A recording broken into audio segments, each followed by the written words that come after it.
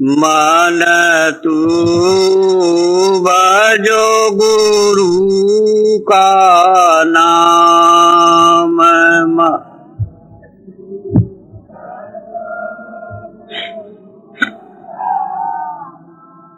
हम मन तू भजो गुरु का नाम।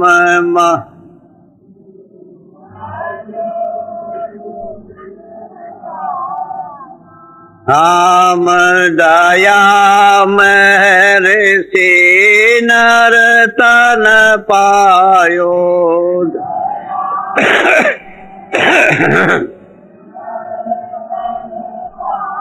यो मति करना अभिमान।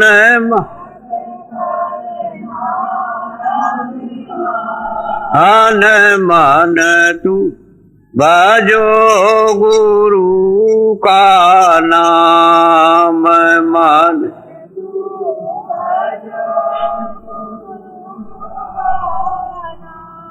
एक दिन खाली पड़ा रहेगा। ये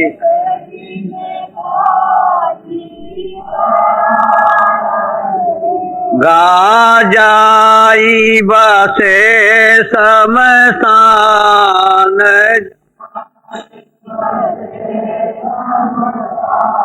अन मन तू भजो गुरु का नाम। मन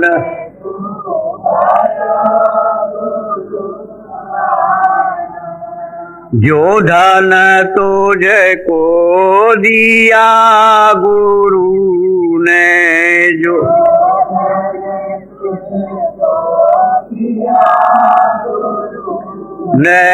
इससे करी कछु काम। हम मन तू भजो गुरु का नाम। मन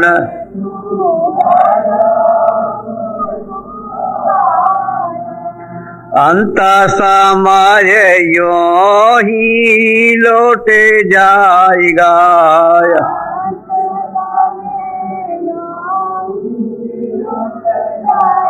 गा संग न जाई छदाम।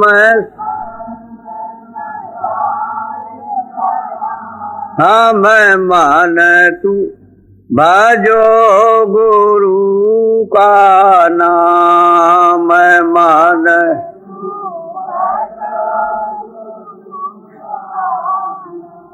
यह संसार रहने का सुपना।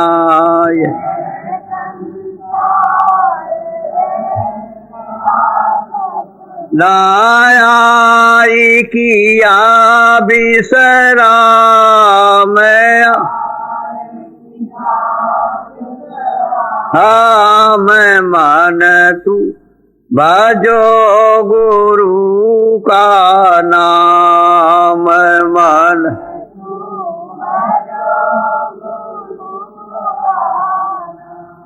चारे दिना के संगी सब है।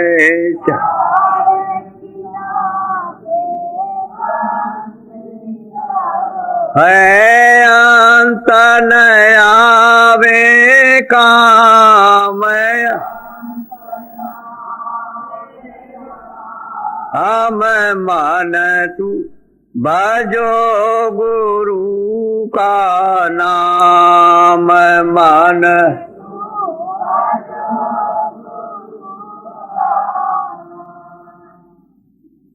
ताते चेत करो सतसंगत।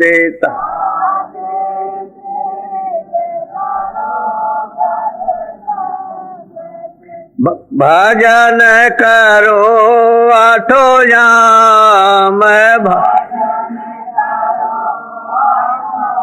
हम मन तू भजो गुरु का नाम।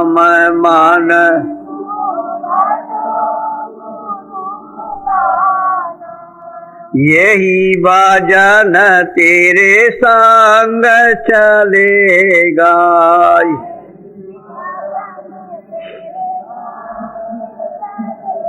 क्या पावेगा या राम पा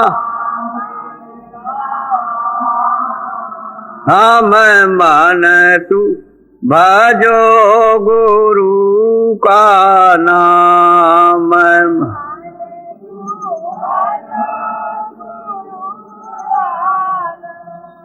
दया महर सते गुरु से लेकर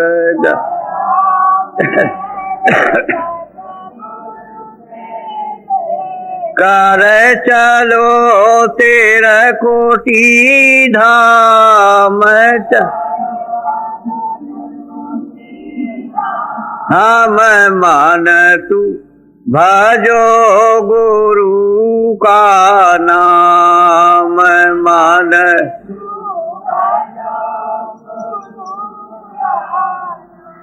काल कर्म से बंधन छूटे का।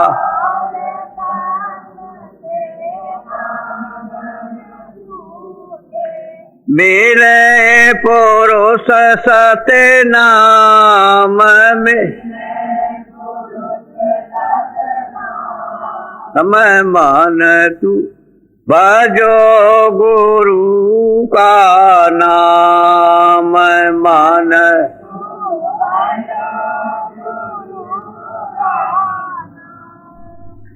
संत चरण अति बहुत बड़ जानत चतुर सुजान। जो संतन हित ना करे तो नर पशु समान। जय।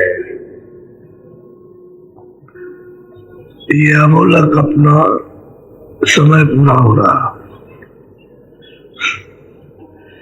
श्वासों की पूंजी सबको मिली है। अपनी अपनी पूंजी जिसकी खत्म होगी वो है एक क्षण मात्र भी नहीं रह सकता।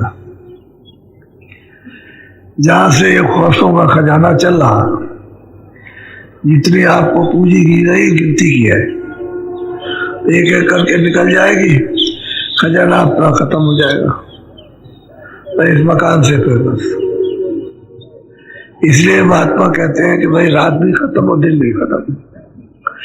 न रात तुम्हारी न दिन तुम्हारी, और दोनों में सो रहे हो। रात को भी स्वप्न है और दिन को भी स्वप्न है यहाँ कुछ नहीं। अब क्योंकि हमको कर्मों में फंसा दिया है तो ये भुगतान तो भोगना ही है। कर्मों का हिसाब लेना देना है। उससे छुटकारा जब ही होगा जबकि आप इसको काट दें या जिसका लिया दिया उसको दे दे, तब तो लेने देने से छुटकारा पा जाओगे। और नहीं तो ये कर्मों का सारा है खेल। उसका हिसाब देना, जन्म लेना, मरण होना, जन्म लेना, मरण।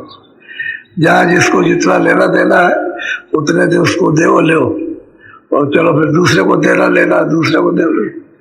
यही कितने जुग और कितने जन्म बीतते चले गए, अभी तक तो पूरा हुआ नहीं। और देना लेना बकाया, फिर नया चढ़ा लेते हो, फिर नया भी देना लेना है। तो ये कर्मों का सारा बंधन है और श्वासों की पूंजी है। इसी में जो कुछ करना है सो कर लो। पूंजी खत्म हुई बस, तुम्हारा यहाँ कुछ नहीं है। यही बात लोगों को मैं हमेशा समझाता हूँ कि भाई तुम्हारा यहाँ कुछ है नहीं, बंधे पड़े हुए हो मोह ममता ज्ञान में, और कहते हो मेरा, कोई कहता है मेरा। ऐसे कहते कहते बस पूरा हो गया समय, आवाज चल दी है। लोग सुनते रहे, आप कहते रहे, सुनते रहे, कहते रहे, चल दिया तो खेल खत्म हो गया। तो अनमोल मनुष्य शरीर है, इसमें यही आपको आदेश की जब रास्ता मिल जाए, नाम मिल जाए, रूप का पता लगे, स्थान मालूम हो जाए, ये मालूम हो जाए उसका ये नाम है, ये पता चले कि उसका ये रास्ता है पाने का, तो कहते हैं कि वो दिया हुआ जो गुरु का नाम है उसको भजो, फिर तुम कमाई करो। तो दरवाजे में बैठ के कमाई होती है, दरवाजा छोड़ दोगे तो सूरत का घाट तो अंदर है दोनों आंखों के मध्य में, अब इस घाट पर बैठोगे तब तो कमाई होगी। ये घाट छूट जाएगा तो ये बाहर इंद्रियों का घाट है, उसमें तो कमाई नहीं, उसमें तो ये कर्मों की कमाई होती है। इंद्रियों के घाट पर कर्मों की कमाई और सूरत के घाट पर नाम की कमाई। तो सूरत को अंतर्मुख घाट पर बैठ करके तब फिर उसकी कमाई करना चाहिए। जो नामदान के वक्त में जो दे दिया, फिर आप कमाई करो और नाम को पकड़ो, उसको जगाओ, उसको सुनो, उसमें मिलो, तब ये गंदगी जो कर्मों की है तब उतरेगी। जब तक नाम नहीं प्रकट होता और नाम को सुनते पकड़ते नहीं हो तब तक है ये गंदगी जो जमा है कर्मों की वो साफ नहीं हो सकती है। नाम ही साफ करता है। तो नाम में शक्ति है, उसमें धार है, रोशनी की भी है, शब्द की भी है, अमृत की भी है, सब चीज की उसके अंदर में धार है। तो धार सब साफ कर देगी, लेकिन नाम से नहीं जुड़ोगे तो सफाई नहीं होगी। इसलिए कहते हैं भजो, पकड़ो, और भजो का मतलब भजो, भागो, यानी यहां से चलो, ये तुम्हारा देश घर नहीं है। तो हमको कमाई करना चाहिए घाट पर बैठ करके। अब हम लोग ऐसे बैठ गए, मन कहीं किसी जगह लगा हुआ, उसी में आलस आ गया, निद्रा आ गई, तंद्रा आ गई, उसी में सोने लगे। आप बैठे हुए हो तो इसको भजन नहीं कहते, ये तुम अपने भजन को और खराब करते हो। रोज रोज की ऐसी सोने की आदत बना लोगे तो बस तुम्हारा भजन खराब हो जाएगा, फिर भजन होगा नहीं। भजन होता है जाकर, ना उसमें निद्रा आए, ना उसमें आलस आए, और तब आप होश में बैठ करके भजन करो तो कुछ कमाई हो। अब सो गए, निद्रा आ गई, आलस आ गया, जमवाई आ गई, बस उसी में बस बैठे हुए हो और बस उसके खड़े हो गए। तो जैसे बैठे थे वैसे ना बैठते, लाभ क्या हुआ? समय भी खराब हुआ और फायदा कुछ नहीं हुआ। तो बहुत से लोग बैठ जाते हैं, जाग के नहीं करते, बस बैठ गए, बैठे हुए हैं थोड़ी देर, आधा घंटा, 15-20 मिनट। फिर उनसे पूछा कभी, भाई तुम भजन करते हो? क्या लगे भजन होता ही नहीं। अरे होगा तो जब तुम सोओगे नहीं, और सो जाओगे तो भजन कैसे हो सकता है? जाग के करना चाहिए। इसलिए कहते हैं भजो गुरु का। कहते हैं कि सत्संग चेत के करो, होश में आकर के, चित्त को लगा करके सत्संग सुनो। जब चित्त इधर उधर रहेगा तो सत्संग क्या सुनोगे? जो वचन सुने जाए उसको चित्त से, उसको, नहीं तो फिर भाग जाएगा। तो चित्त तो चिंतन करेगा, मन संकल्प विकल्प करेगा, बुद्धि निश्चय करेगी, और अहंकार दिमाग लगा देगा कि ठीक है, ये बहुत ऐसा है। ऐसे ही भजन करना चाहिए। तुम सोते रहो तो सोते ही सोते भजन करो, ये नहीं भजन होता है। जाग करके करो, सत्संग चेत करके सुनो। जब उसमें सुनोगे तो निद्रा हो जाएगी, आलस चला जाएगा, सुस्ती खत्म होनी चाहिए। सुस्ती तो है यही, आलस, निद्रा, कायली, भजन कर में भंग, ये भजन करने के बाधक है। ऐसे नहीं जाके, जब लगन होती है, जब तड़प रहती है तो फिर आदमी को नींद नहीं आती। किसी चीज की भी तड़प रहे तो रात को नींद नहीं आएगी, उसी का चिंतन करेगा कि वो मिल जाए, हम उसके पास पहुंच जाए, मेरे पास आ जाए। इस तरह से ऐसे ही मालिक का भी चिंतन करो, उसकी याद करो, तो फिर नींद, आलस नहीं आएगा। तो जाग के करोगे तो कमाई हो जाएगी। अब कमाई के लिए बैठते हो, सो जाते हो, तो फिर कमाई कहाँ होगी? आदमी ने फुलवा ऐसे चलाया, ऐसे रखा रह गया तो गड्ढा क्या खुदेगा? वो तो कुछ होगा नहीं। तो जाग करके, चेत करके, मन को, बुद्धि को, चित्त को रोक करके रखो कि कहीं जाए ना, कहीं जाए उनको ले आओ। उनकी आदत पड़ी हुई है जुगों जुगों की, तो उनको थोड़ा सा इसकी आदत डाल दो कि दरवाजे पे बैठ करके ये कमाई करो, इसमें रस मिलेगा, आनंद मिलेगा, इसमें शक्ति मिलेगी, इसमें ज्ञान मिलेगा। जब लगन रहेगा तो सब ठीक बन जाता है। तो किस किस तरह से महात्माओं ने, उन प्रेमियों ने महात्माओं से फरियाद पुकार कैसे कैसे की। तो जाग के फरियाद पुकार की जाती, सो करके नहीं। सोते रहो बस, उसको ऐसे ऊपर से बनावटी पुकार करते रहो तो ऐसे सुनने वाला हो। वो तो जगा हुआ है, वो देख रहा, सुन रहा, समझ रहा, और हम लोग उसी आलस में, निद्रा में ये पुकार करते हैं। तो ऐसे नहीं, दरवाजे पर जाग करके पुकार करो, तब वो आवाज देगा और बुलाएगा अपनी तरफ। हम लोग होश में नहीं आते, ऐसे बैठ जाते हैं। बस कहा जाता है कि भाई जरा सचेत होकर के बैठो, तो बैठ के कई कैसे कपड़ा ओढ़ लेते हैं, कान ही नहीं बंद करते हैं। तो भजन क्या कर रहे हो? भजन तो आंख भी बंद हो, कान भी बंद हो, तो कान ही नहीं बंद करोगे, कपड़ा ओढ़ लोगे ऊपर से। ये नहीं हो, समझना चाहिए कि भजन किसको कहते हैं, ध्यान किसको कहते हैं, सुमरन किसको कहते हैं।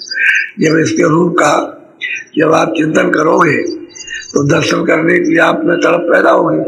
तो नींद कैसे होगी कि हमको तो मिले? जब तक मिलेगा नहीं तब तक चैन नहीं। ऐसी तड़प होना चाहिए मिलने के लिए कि हर वक्त तड़प लगी रहे कि कब दर्शन हो, कब दर्शन हो, कब उससे मिले, कब उससे मिले, क्यों देर लग रही है, इतनी देर क्यों हो रही। ये जब चिंता और फिक्र रहती है और तड़प होती है तो बढ़ जाता है। तो कुछ नहीं, आलस से घेर करके बस बोलो। अब सुनो जरा ध्यान दे करके। अब मन आतुर दरस पुकारे, कल नहीं पकड़े धीरन। अब जिनको लगन होती है, जिनको तड़प होती है, बहुत बेचैन, बेकली, खाना अच्छा नहीं लगता, देखना नहीं, बोलना किसी से अच्छा नहीं लगता, बड़ी तड़प रहती है। कब वो दिन आए जब दर्शन हो, कब मालिक हमारी इस फरियाद को, पुकार को सुन ले। तो कहते हैं बहुत तड़प है। हम लोग तड़प ही नहीं, मालिक के दीदार दर्शन करने की तड़प नहीं है।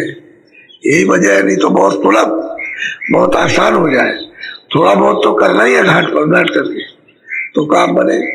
तो कहते हैं कि भाई बड़ी बेकली, बड़ी बेचैनी है, मन धीरज नहीं रखता है कि किस दिन और कब कौन सा समय आएगा जब दर्शन होंगे। इतनी तड़प, इतनी लगन लगी रहती है। जब प्रेमी प्रेम करते हैं तो ऐसा ही प्रेम करके कि जल्दी से अपना काम बने। बोलो।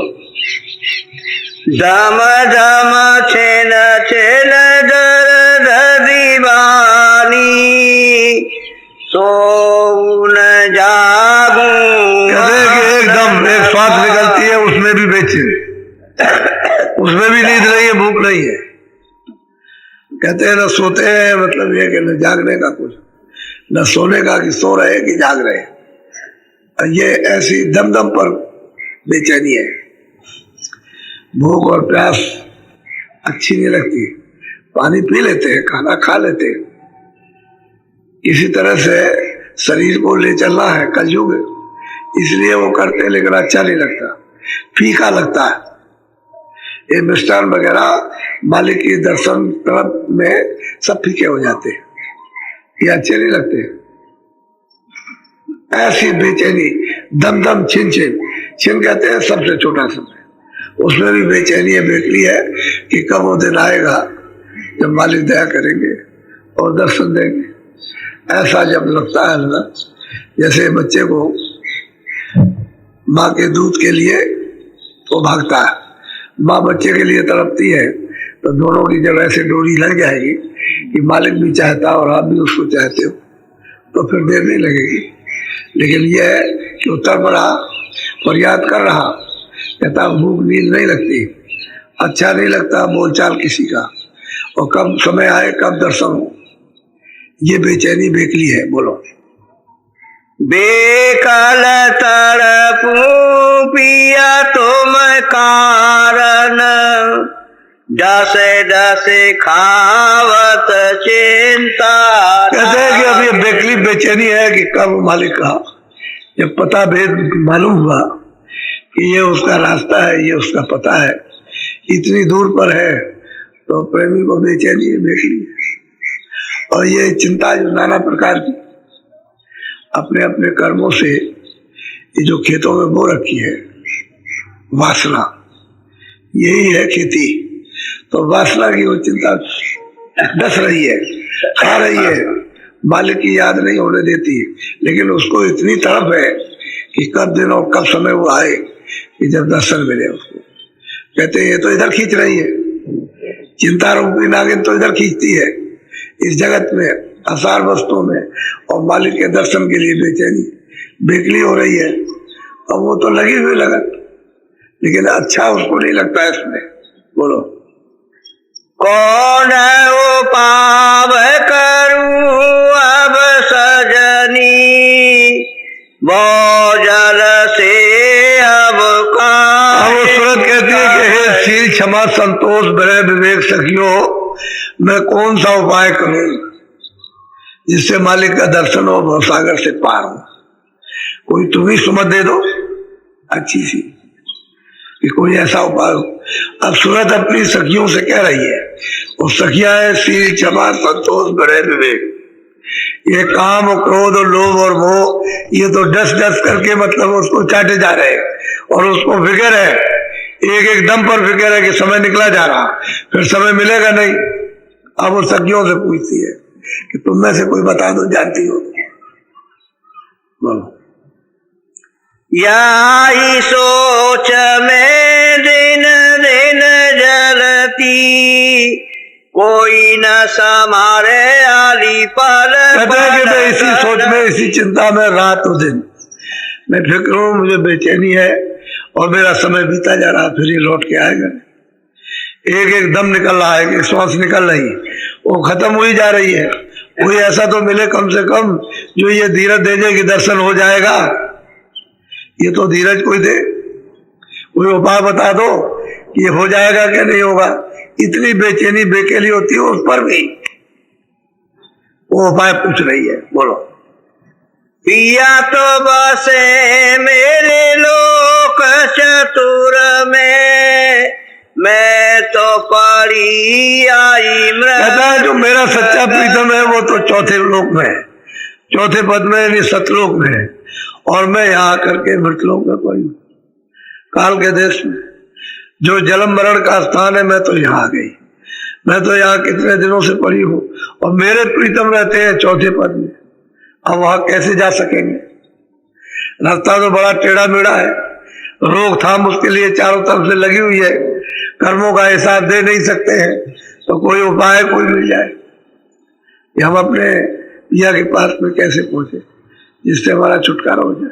सब तरह के उपाय ढूंढ रही है, और कह रहे कोई बता दो आकर। बोलो। बिन मिलाप प्रीतम दुख भारी, राह चलू नहीं जात। ये बात सच है कि जब तक प्रीतम से चौथे पद में पहुंचकर मिलाप नहीं होता तब तक महान दुख है। रास्ता चलता हूं लेकिन चला नहीं जाता, चलने नहीं देते रास्ता, क्योंकि काल के देश में उसका कर्जा ले रखा है, कर्जा चुक नहीं पाता, रास्ता चल नहीं पाते हैं, और बिना प्रीतम के आप चैन नहीं। ऐसी बेकली है, और ये दर्द तो जब ही जाएगा जब उसका दर्शन होगा, इसके पहले नहीं जा सकता। इतनी तड़फ है, इतनी लगन है, और सब तरह से याचना और प्रार्थना कर रही है, और फिर भी अभी फरियाद नहीं सुनी जा रही है। बोलो। घाट बाट जायती अंधियारी, कोई न सुने मेरी। कहते हैं कि जहां जहां घाट पर गई, जिस जिस योनि में गई, वहां कौन सुनने वाला। चारों खानों में गई, 84 लत योनियों में गई, रास्ते में तमाम ठोकरें खाई, किसी ने भी नहीं सुना कि तुमको दुख कैसा है, किस बात का दुख है, कैसी तकलीफ है, कोई सुनने वाला नहीं, किसी को मालूम ही नहीं कोई क्या करेगा। लेकिन जब वो प्रीतम मिल गए और पता लगा है कि तुम्हारा तो प्रीतम चौथे पद में, वो यहाँ नहीं है, और हम आकर के मृत्युलोक में पड़े हैं, और उन्होंने रास्ता बताया कि रास्ता चलने का है, तो हम चलते हैं, लेकिन रास्ते में बड़े विघ्न और बाधा, रास्ता चलने नहीं देते। ये बड़ा जोर करते हैं, जुल्मी, कभी काम है, कभी क्रोध है, कभी लोभ है, कभी काल है, कभी माया है, कभी बुलाती है, कभी बर्बाती है, कभी आकर्षण देती, लुभा देती है। तो कहते हैं हर जगह छेके हुए, जाने नहीं देते। तो कैसे, और बिना प्रीतम के ये दर्द जा नहीं सकता, दर्शन होंगे तभी दर्द जाएगा। बोलो। जतन न सूझे मतिहारी, अपने पिया की मैना। अब वो सूरत कहती है कि मैंने बहुत यत्न, बहुत उपाय किए हर तरह के, लेकिन कोई यत्न उपाय हमारे सूझ दिखाई नहीं देता। इससे ये मालूम होता है कि मुझे प्रीतम प्यार नहीं करते, और ना मैं उनकी हो सकी, मैं उनकी हो भी नहीं सकी, और मुझे उन्होंने अपना बनाया भी नहीं। लेकिन अब क्या करे, तड़पती है, बेचैन है। बोलो। जो पिया चाहे तो दम में बुलावे, शब्द डोरी दे। अब फिर भी अपने को ये सब्र करती है कि पिया समर्थ है, सब कुछ देखते हैं, सब कुछ सुनते हैं। अगर वो चाहे, उनकी मौज मर्जी हो जाए, तो कहते हैं एक दम में, एक क्षण में, एक श्वास में, मतलब ये कि मुझे शब्द डोर पकड़ा दे और अपने पास बुला ले। यदि उसको इतना भी विश्वास है कि जो चाहे सो कर सकते हैं। लेकिन मैं इस योग नहीं हुई कि मैं उनके पास जा सकूं, या मैं उनको अपना बना सकूं, या मुझे वो अपना बना ले। मुझ में कोई कमी है, इसी की वजह से देर लग रही। लेकिन पिया तो समर्थ है, जब चाहे जब भी बुला सकते हैं। बोलो।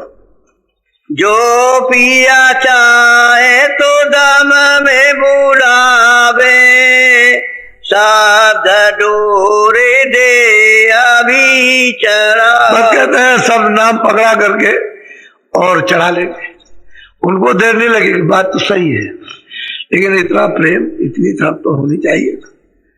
तड़प नहीं हो, साथ सामान सत्संग का क्यों, ये सब धीरे धीरे धीरे धीरे सब चीजें इकट्ठी हो जाए तो जीव का कुछ मतलब चलने का साधन तो बन जाए।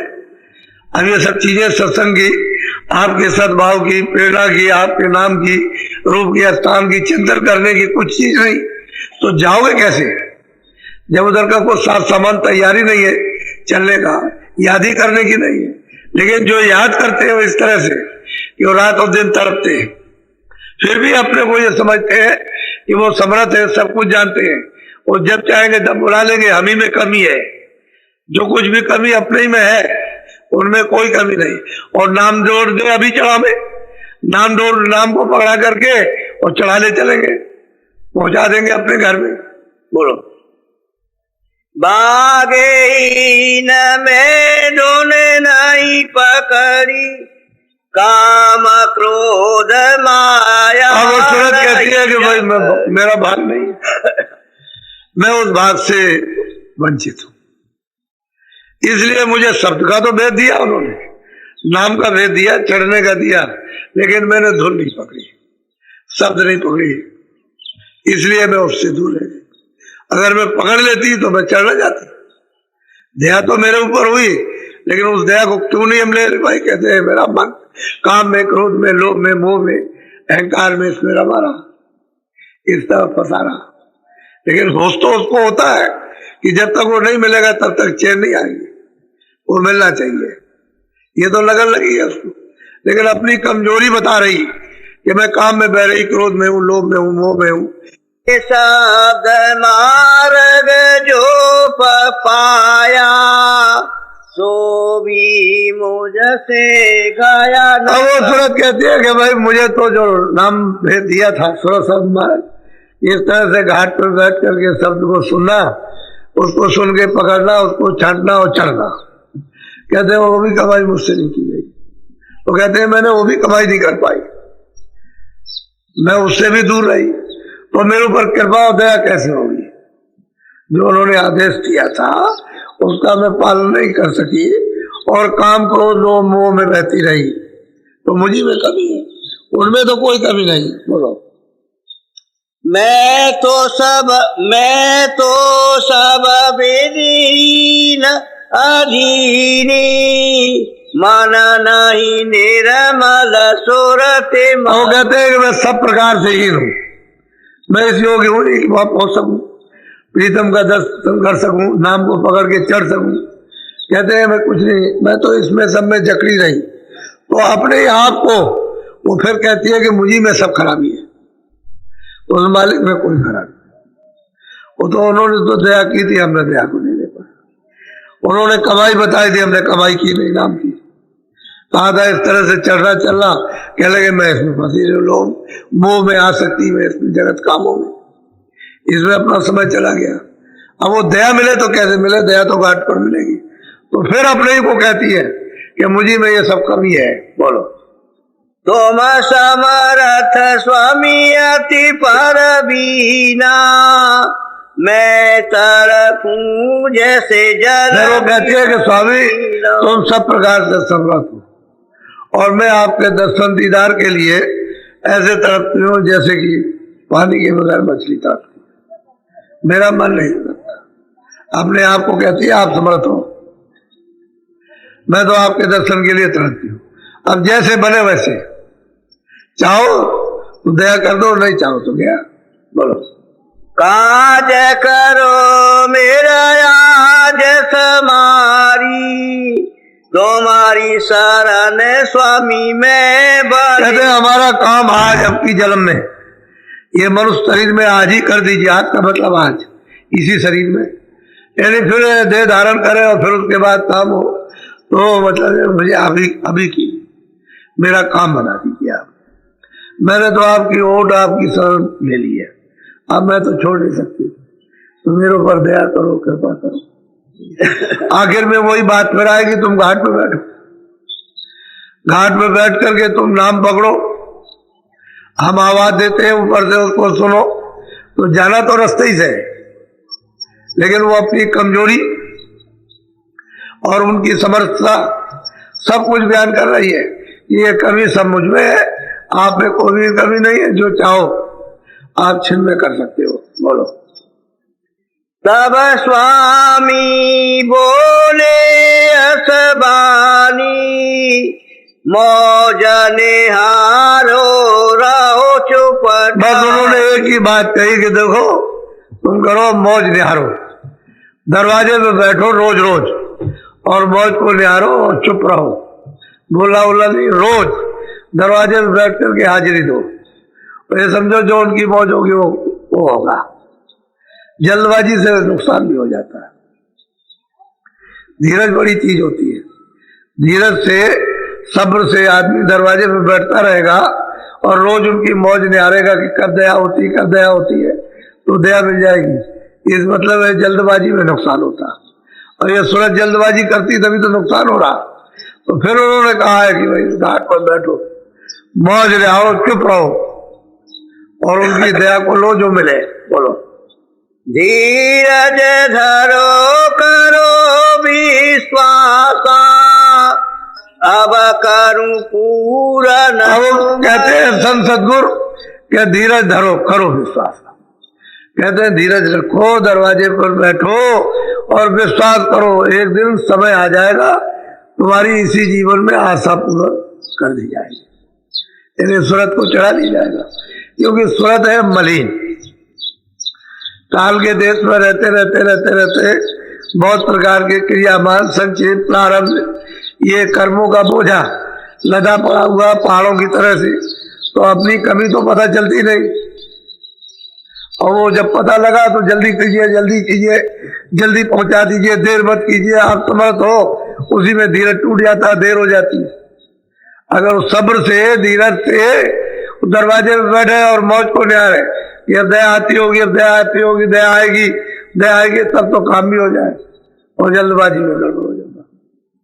क्यों देर हो रही है, हम दरवाजे में बैठ रहे हैं, चढ़ाई क्यों नहीं होती, हमको पहुंचाते क्यों नहीं है, उसी में नुकसान हो जाता है। तो कहते हैं कि धीरज धरो करो विश्वास करो, घाट पर रोज बैठो, कमाई करो और विश्वास करो एक दिन पूर्ण हो गया था। जब हमारी आशा वहां जाने की लग गई कि हमको अपने घर में पहुंचना है, तो एक तो यह है कि पहले से इरादा करो कि वहां पहुंचना, तो सालों इरादा करते करते तो चल पड़ो। जब चल दोगे घाट पर बैठ करके तब तो पहुंच जाओगे। जब चलने की तैयारी नहीं करोगे तो कैसे पहुंचोगे? घाटी पे नहीं बैठना आया तो शब्द कैसे सुनोगे, नाम आवाज कैसे आप पकड़ोगे? जब घाट पे बैठोगे तभी तो नाम आएगा, तभी शब्द सुनाई देगा। और शब्द जो है वो पकड़ता है, वो तो चुम्बक है, सूरत को खींचता है, क्योंकि सूरत उसी का एक अंश है, एक जर्रा एक कतरा है। तो ये चाहता है कि उसी में मिल जाए, लेकिन बीच में जब गंदगी है उसकी वजह से नहीं मिलता। गंदगी हट जाएगी तो शब्द अपने में मिला लेगा और अपना रूप बना लेता है। वो तो आ रहा बराबर, वो तो न भी सुनो तब भी आ रहा, 24 घंटे आता, लेकिन पर्दों में होकर छन छन के आता, उसका बोध अपने को नहीं है। और उसी वजह से सूरत शरीर में टिकी हुई है। जितने भी शरीर है, पशु है, पंछी है, छोटे है, कीड़े है, जीव जंतु है, उनमें शब्द में शब्द सबको टिकाए हुए, और शब्द आना बंद कर दे खत्म हो जाए। वो शब्द से तो श्वास चल रही है, उसी के आधार से श्वास चल रही है, और शब्द हट गया तो श्वास क्या चीज है? कुछ नहीं, निराधार हो गई, तो एक क्षण भी नहीं रह सकती उसमें। तो शब्द तो आ रहा, सब चीजों के पास आ रहा। मनुष्य शरीर में जब बोध नहीं है तो और शरीर में तो बोध होता नहीं, इसी में ज्ञान नहीं उसका। जब ज्ञान होगा तभी उसको पकड़ोगे, जब तक ज्ञान नहीं होगा तो और शरीरों में साधना नहीं, मनुष्य शरीर में साधना। कहते हैं धीरज धरो और मौज निहारो, सब्र को बिल्कुल हाथ में रखो कि दया उसकी होगी, जब मौज होगी तभी दया हो जाएगी। और हम जल्दबाजी करते हैं, उसमें नुकसान होता है। एक तो ये करते नहीं, आलस, काहली, निद्रा, काम, क्रोध, इसके चक्कर में 24 घंटे रहते हैं, इसमें फंसे रहते हैं। कभी घाट पर बैठने की कभी इच्छा ही नहीं होती। एक तो उससे हम दूर हो गए, सही हमारी पुकार नहीं है। अगर सच्ची पुकार हो तो दया हो जाए घाट पर, क्योंकि वो तो घाट बड़ा विशाल है, और छोटा मोटा इतना घाट पर नहीं, तो बहुत बड़ा घाट है। वो तो जैसे संसार का इतना लंबा चौड़ा मैदान है, ऐसे घाट है। अब उधर तो बहुत बड़ा घाट है, तो घाट में ही नहीं बैठते तो कैसे पुकार कैसे सुनी कैसे जाए? घाट में बैठो तो पुकार सुनी जाए। तो घाट में बैठ करके जब पुकार करोगे वो आत्म वेदना है, और घाट छोड़ दोगे तो ये मन विकारों का भूत है, ये चारों तरफ में ये घुमाए हुए हैं, और जीव को उसकी सत्ता को बर्बाद कर दिया। खींच करके इन विकारों में लगा दिया, शक्तिहीन हो गए। बोलो। सुनत बचन अब शीतल भाई, चरण शरण स्वामी ने चल। कहते हैं जब बच्चों को सुना और कहा कि देख भाई मौज निहार, घाट पर बैठ, तेरी आशा पूर्ण होगी, तो अब तो सुन करके बच्चों को शीतल हो गई।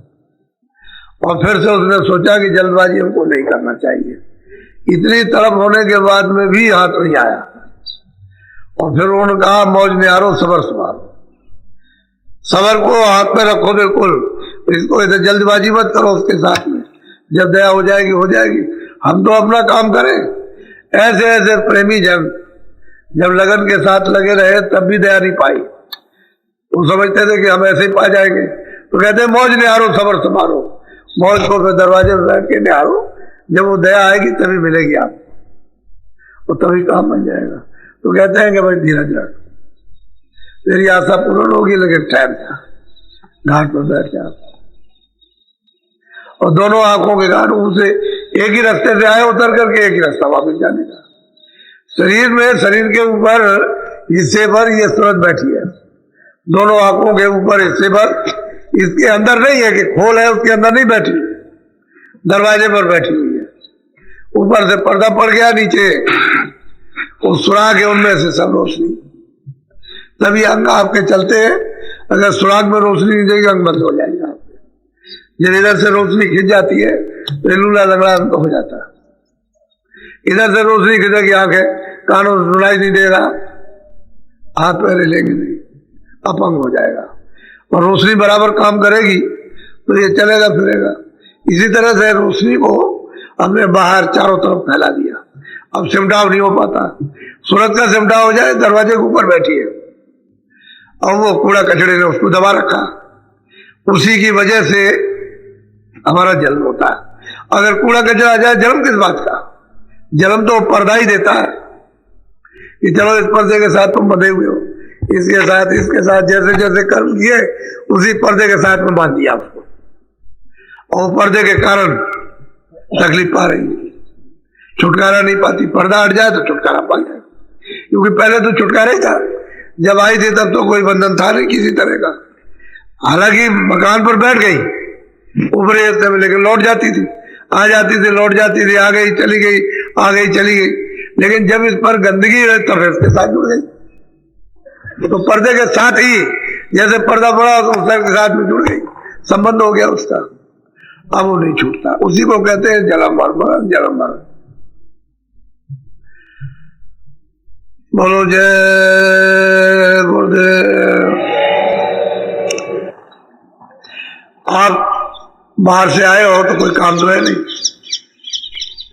घर के कामकाज की तो कोई चिंता नहीं, तो यहाँ थोड़ा सा जब आए थोड़ा भजन किया कि भाई चलो, हमारा नहीं भजन बनता है, हम नहीं कर पाते हैं, सुबह शाम बैठ नहीं पाते हैं, या हमारी आदत नहीं पड़ी हुई है, तो तरह तरह के विघ्न बाधा होते हैं। चलो वहां पर अब थोड़ा सा भजन कर लेंगे चल के, तो यहाँ तो कम से कम करो, इसीलिए आते हो।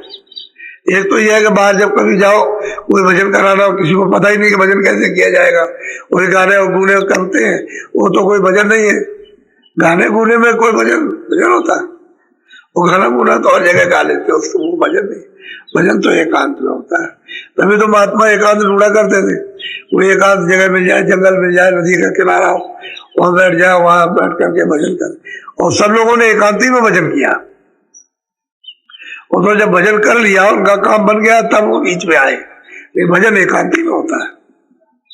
और आपको कहा कि नहीं भाई आप घर ही को एकांत बना लो, इसी में रह करके थोड़ा कम समय दो, वहां तो ज्यादा समय देना, लेकिन घर में थोड़े दे दो, उतने में काम बन जाएगा। लेकिन समझदारी से, ये नहीं कि ऐसे ही अचेत होकर के, चेत करके घर ही में समय दो, लेकिन थोड़ा समय, उतने में तुम्हारा काम बन जाए। तो आपको बाहर जाने की जरूरत ही क्या, घर ही में एकांत ढूंढ लो। तो जो होशियार होते हैं वो घर ही में कर लेते हैं। ऐसा थोड़ी है कि सभी इसी तरह के, जैसे आप समझते हो कि हम ऐसे होंगे, हम फंसे हैं तो सभी ऐसे फंसे होंगे, ऐसा नहीं। अलग अलग सबके भाव, सबके कर्म अलग है, विचार सबके अलग अलग है, अलग अलग सबका रहन सहन है, तो फिर अलग अलग मतलब अपना सबका एकांत है। अपना धीरे से हर जुक्ति निकल आती है, हर जगह निकालना चाहे तो निकल आएगी, और नहीं निकालना चाहे तो इसलिए जब यहाँ आए हो, इसलिए तो आए थे कि चलो भजन करेंगे। तो जब आए तो बैठ गए भजन पर, सत्संग शुरू नहीं, पहले बैठ गए, उसके बाद में जो प्रार्थना होगी सत्संग शुरू होगा वो, और जब जाने लगे तो पहले भजन। भजन जरूरी है। असली काम वही है कि अगर यहाँ बैठना सीख जाओगे तो वहां भी करने लगोगे, घर में भी, वहां एकांत हो जाएगा। और यहाँ नहीं करोगे तो वहां एकांत नहीं, यहाँ भी कुछ है। इसलिए आओ, जब कहीं भी किसी जगह भी जाओ, जब कोई कार्यक्रम हो देश के अंदर हो, जाओ तो ये इरादा करके जाओ कि वो भजन करेंगे। दरवाजे में बैठ करके और मालिक की दया खींचेंगे सब्र संतोष के साथ में, और वो दया करेगा। आप जल्दबाजी मत करो, और बस उसके बाद में दया खींचो तो दया मिलती है, और जल्दबाजी करोगे तो उसमें नुकसान हो जाता है, फिर आपका धीरज टूट जाता है। फिर कहते हैं ये कुछ नहीं है, वो कुछ नहीं है, वो ऐसा वैसा, उसी में सब तुम्हारा चला जाएगा। तो कहते हैं धीरज रखो, धीरज रखो, और कहते हैं कि सब्र को संभाल करके घाट पर बैठो और वहां दया निहारो। तो ज्वार बांटा है मालिक की दया का, जब आएगा तभी घाट पर बैठे रहो, घाट चले जाए, फौरन आवाज दे करके खींच लेगा। और दरवाजे छोड़ दोगे, मान लो ज्वार बांटा आया उसकी दया का, और आप वहां नहीं हो, आप इधर उधर हो, तो जरा बताओ दया किस काम क्या करेगी? आपको पता नहीं, जो बैठा होगा उस पर दया हो जाएगी, उसको निकालेगी। तो रोज घाट पर बैठना। तो अब थोड़ा सा भजन कर लो। और जब कपड़ा डालिया करो बराबर, अंगोछा रुमाल कुछ ना कुछ पास में रखो, जहाँ कहीं भी सत्संग हो अपना पास में रखो, एक छोटा सा रुमाल, अंगूछा गौछा, कुछ चादर हो, कोई चीज हो, उसको रखा। और जब कहा कि भजन करो तो उस भजन करने में आंख तो बंद होना ही है, और कान ऐसा बंद करो कि अड़ोस पड़ोस की कोई आवाज बच्चे वगैरह की तुम्हारे कान में न जाने पाए, और बस धीरे से अंदर के सूरत के कान से सुनने का काम करो। लेकिन मन बुद्धि चित्त को रोकर बैठ जाओ, भजन पर बैठो।